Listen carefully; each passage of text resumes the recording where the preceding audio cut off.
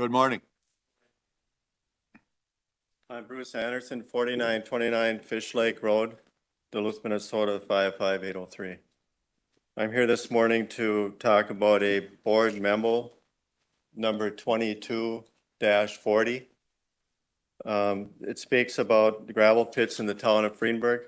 You have recently received a number of written and verbal communications about gravel pits in the town of Freenberg, and it goes on to talk about the lawsuit and that the plaintiffs must go through the administrative determination process in the county's zoning ordinance, and there's more on that below.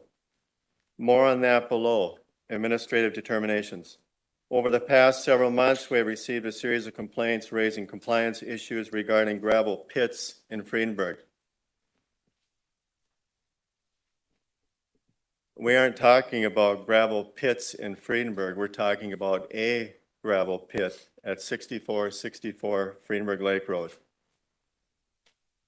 The county administrator of St. Louis County, the St. Louis County Director of Planning and Commission, Community Development, along with the St. Louis County Commissioner Board, have been presented multiple times the documents that show that the CUP granted at 6464 Freenberg Lake Road needs to be made invalid.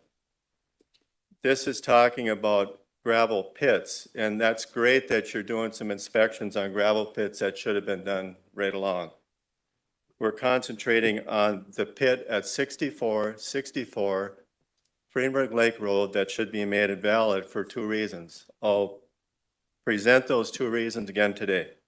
The first, the septic permit was not in compliance at time of application, March 17th, 2020. And upon approval of the CUP, July 1st, 2020, the county determined on July 14th, 2020, that the county sent 6464 Freenberg Lake Road a notice of non-compliance for individual sewage treatment systems. LTI Holding did not submit a copy of a septic permit for this application, and after this CUP was approved, it was found that the septic system was in non-compliance.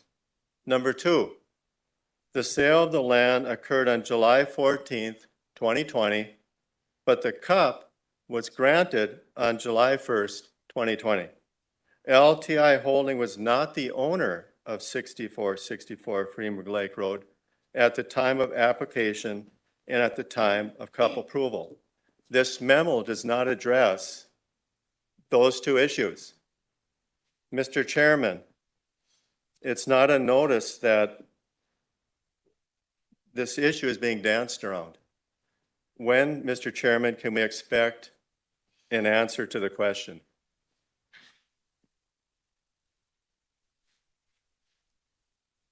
And it's not our policy to comment during public comment. Thank you, Bruce. Melissa Bell. Good morning. Again. So I've got two topics today to talk about. Melissa, would you state your Oh, name and sorry, address, thank you. please? No problem. My name is Melissa Bell. I live at 6382 Beaver River Road, Duluth, Minnesota. First, I was going to talk about the site visit, or that we were told the gravel mining site inspections that were done. This is a letter from Matt Johnson. However, when you actually get the documents that were sent regarding each one, they were site visits again. This is the second time we've been duped, being told we're going to check for compliance.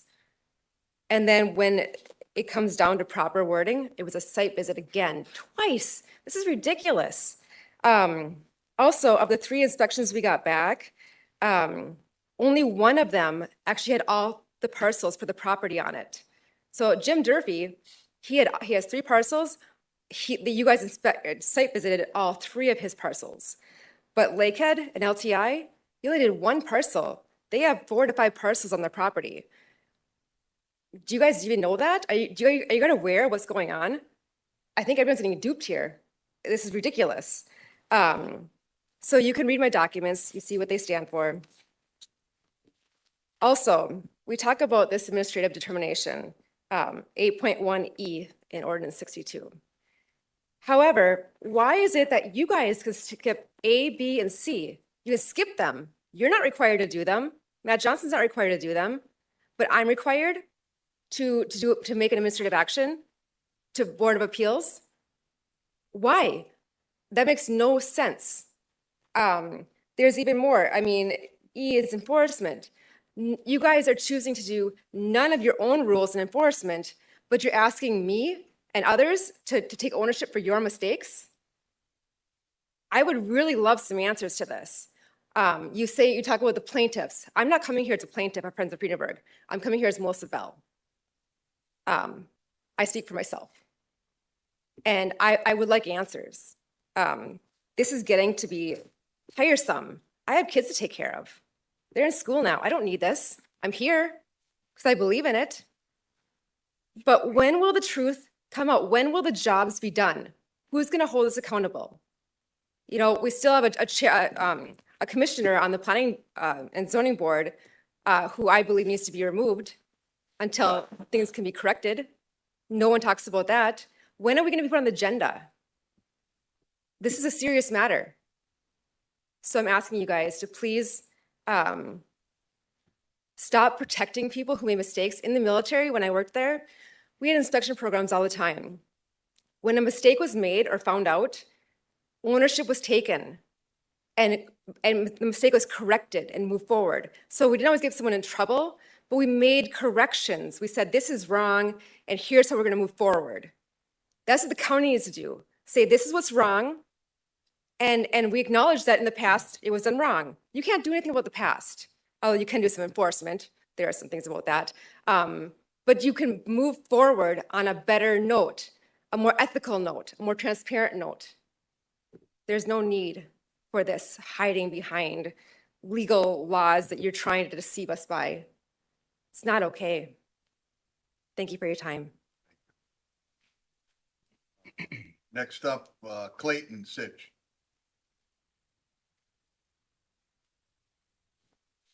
Good morning.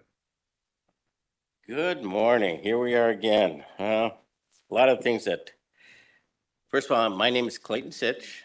I'm a member of the board of Friedenberg Township and have been for 10 years.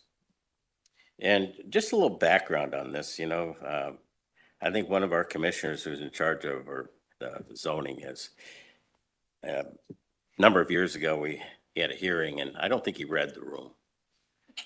Right now the total amount of money, as I can kind of estimate, that has spent on not being able to read the room was probably between $300,000 and $400,000. All the people have spent money on this. So this is a pretty big deal. And when people have spent that kind of money, they get pretty serious about things. We received the same information from Mr. Gray and Mr. Johnson at our town board meeting the night of, just a moments before we got there. So nobody really had an opportunity to look at the information at the board.